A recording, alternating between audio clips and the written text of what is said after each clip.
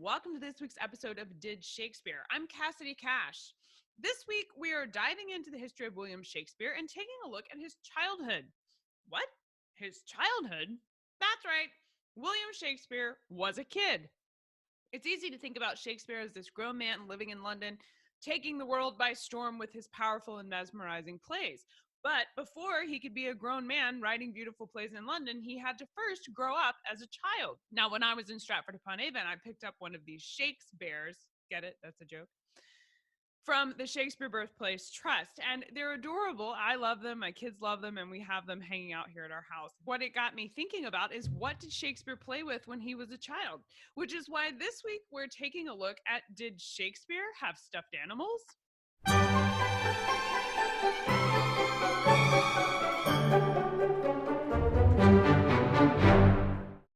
It turns out that when it comes to the history of stuffed animals specifically, there's a lot of debate. The history of toys and dolls is all very elaborate. Now, it depends on what you call things too, where stuffed animals seem to have not appeared in history until the late 1800s. 1880 is the first example of a stuffed animal specifically that I was able to find.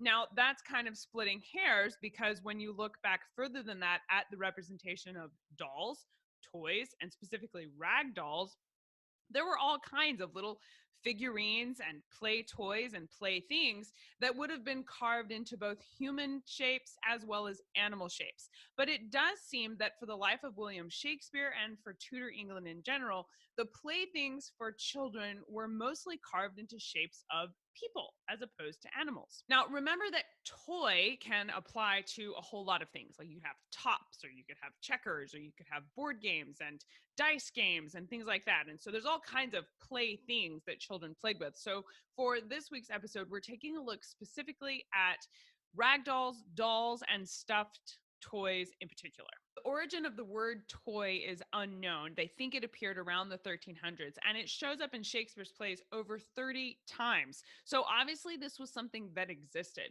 It appears that William Shakespeare did grow up playing with toys, and that he probably bought toys for his own children. At least I'd like to think he did. I don't know of a parent that doesn't get toys for their children. A lot of the rag dolls and fabric toys that were created in history haven't survived through to the modern day. There's a few. There are some famous examples of dolls in particular whose fabric has been preserved, but those are quite rare. Usually any kind of fabric, stuffed animal, stuffed person, or any kind of toy made out of fabric, it degrades and falls apart. You can see this from like sheets or clothes that you leave in the attic for a long time. Moths get to them, they break down very easily. Fabric just simply doesn't have the longevity to last. So in terms of examples of what these toys might have looked like made out of fabric, we really don't have that many surviving. So it is possible that things like rag dolls were a lot more popular for Shakespeare's lifetime than what archaeological records are able to show us, because archaeological records wouldn't have things like fabric that fall apart, at least not very often. So it's kind of hard to tell whether the lack of an abundance represents a lack of interest, or that they weren't used in abundance, or simply that they didn't survive in abundance. I was able to find some historians who believe rag dolls were popular during the life of William Shakespeare, but because they're made of fabric, there haven't been a lot of examples to survive to the present day to really provide any information or evidence about them. In the 15th century and during Shakespeare's lifetime, most of the dolls and play toys for children were made out of wood, clay, or wax. There were even a few edible toys. There were edible gingerbread men, is the best way to think about it. They were often made of gingerbread, and they were used at festivals, markets, or celebratory events. They were often carved into the shape of saints, and the idea was that if you ate them, you would get the blessing of that saint. Puppets were another very popular item that's similar to a stuffed toy or doll during the life of William Shakespeare. These are closely related to William Shakespeare because they were used theatrically. Known in France as marionettes and known in England as puppets, puppets were little versions of people carved into people-like shapes. And you can think of this probably with the television show Sesame Street. Those are a great example of puppets. Jim Henson's work is also a great example of puppets. You have creatures that you've created out of fabric, and you move them around either by using a hand puppet where the cloth fits over your hand and you act out the scene that way, or with, sticks and pulleys and wires moving them around. But these puppets existed in William Shakespeare's lifetime. This was actually a profession, just like being an actor or writing for the stage. Being a puppeteer was a profession for adults. This wasn't primarily a child's game, although I'm sure children were entertained by puppet shows. Now, this is before some of the more famous Punch and Judy puppet shows you might think of from the 18th century. So we're talking prior to that, but it was still a professional thing. And one of the ways that these puppets got turned into children's toys is when they lost their wear to the point where they couldn't be reasonably used on stage anymore. These puppets would be given to children as toys. Another use of the word puppet that I found actually applies to something called a kitchen witch. And now this is unique to the Tudor period. Modern England doesn't really have this and probably wouldn't know what it is unless they've looked into history. But this was a puppet-like caricature of a witch that was carved out of cloth and stuffed. So it was a doll, a rag doll, and it was specifically kept in the kitchen. And it was thought to ward off bad spirits or to ward off bad luck. And it would sit in the kitchen. It was called the kitchen witch. And we know about this from records like the will of John Crudgington from Shropshire, England. In 1599, he wrote specifically that he was bequeathing his kitchen witch to his son Roger. And so we know that these existed. They kept them in the kitchen in Tudor England to keep things like don't burn the roast, or they didn't want the water to boil over. So she was there to be kind of the kitchen guardian, which, given Tudor England's propensity to hang actual witches, is just flabbergasting to me personally. Like, how was this okay and some kind of good magic? But, whatever, who knows? But there was at least a dichotomy there between real witches and the idea of a kitchen witch that was the good version of magic. I don't know. But that's one doll that was used by adults and not children during Shakespeare's lifetime. There are several English sources from the 15th and 16th century where writers who are describing things like St. Bartholomew's Fair will mention words like dolls or puppets or children's playthings. A book of customs rates from 1550 quotes a rate saying babies and puppets for children, and they also refer to babies' heads of earth. Now, these are ceramic heads. I've read that ceramic heads were actually imported to England, and doll makers in England would make the body of the doll and then put the imported head on the top. I've got to think that that is probably a precursor or even an example of what we think of today as China dolls.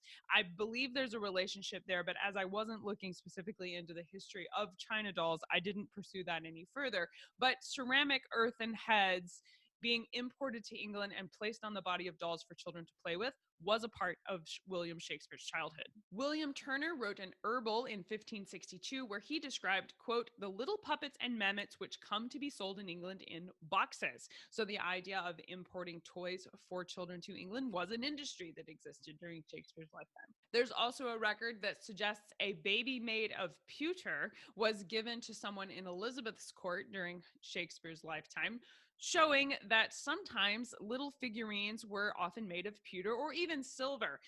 Silver was a popular source for toys of people of the noble classes. This wasn't something that peasants would have had, but people who wanted to show off their wealth would often have small figurines of various people in different positions of society made out of silver that they would play with. One way we know that children of the 15th and 16th century played with dolls, rag dolls, and pewter and silver toys is from paintings of the period. We see children painted holding their dolls, or in scenes of paintings, you can see children sitting on the floor playing with tops or with other kinds of toys. And this is a great resource for figuring out what exactly did children of the 15th and 16th century play with. Sometimes they would carve knights or jousting, armored clad individuals riding on horseback, which was intriguing to me because I started out trying to find stuffed animals, and figurines being carved into knights on horseback has been the closest thing that I can find. If you know of a record of a rag doll or some kind of figure, a corn husk doll perhaps, I think that was a Native American custom that the colonists picked up, and as opposed to coming over from England, but that was another avenue I thought might have existed.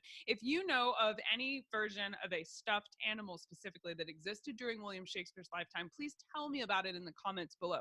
I was not able to find a historical record for that, but I may have missed it. So if you know where it is, please let us know by posting that in the comments below, or you can contact me directly using the contact form on our website. That's CassidyCash.com. One 16th century French writer from 1567, now William Shakespeare would have been 3 at this time, did write about dolls being made of things like paper, vegetable matter, and sawdust.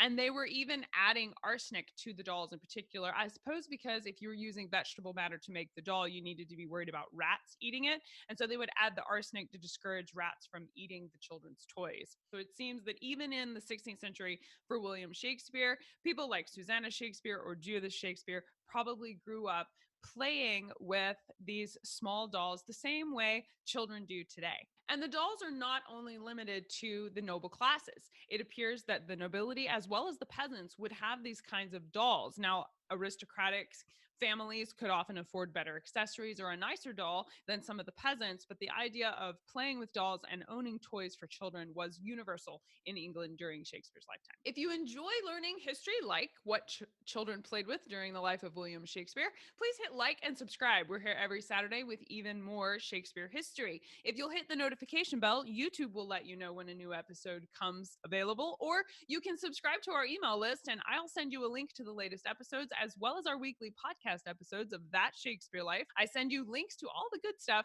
every Monday, so you will not miss a thing. Do you like to learn history but wish you could dive in and really get your hands around what you're learning? Now you can. I have just launched my Experience Shakespeare digital history activity kits. These are kits that come with everything you need to really dive into a piece of William Shakespeare's history and try it out for yourself. They include things like instructions for games William Shakespeare would have played. We have a kit all about how to play the 16th century card game called Naughty. There's also one that teaches you how to make marchpane, like from Romeo and Juliet, or to even dive in and learn how to play at bowls, which was another popular sporting game that was played at the highest levels in England. All of these things are packed up into digital history kits that let you take a piece of Shakespeare's history and experience it at home. You can purchase these kits one at a time if you just want to try one out and pick your favorite, or you can subscribe and get a full kit sent to you every month. If you sign up for an entire year of Experience Shakespeare, you will get 2 kits completely free. Find out all about the kits and which one you want to try first at CassidyCash.com/experience. That's it for this week. I'm Cassidy Cash. I hope you learned something new about the Bard. I'll see you next Saturday. Bye-bye.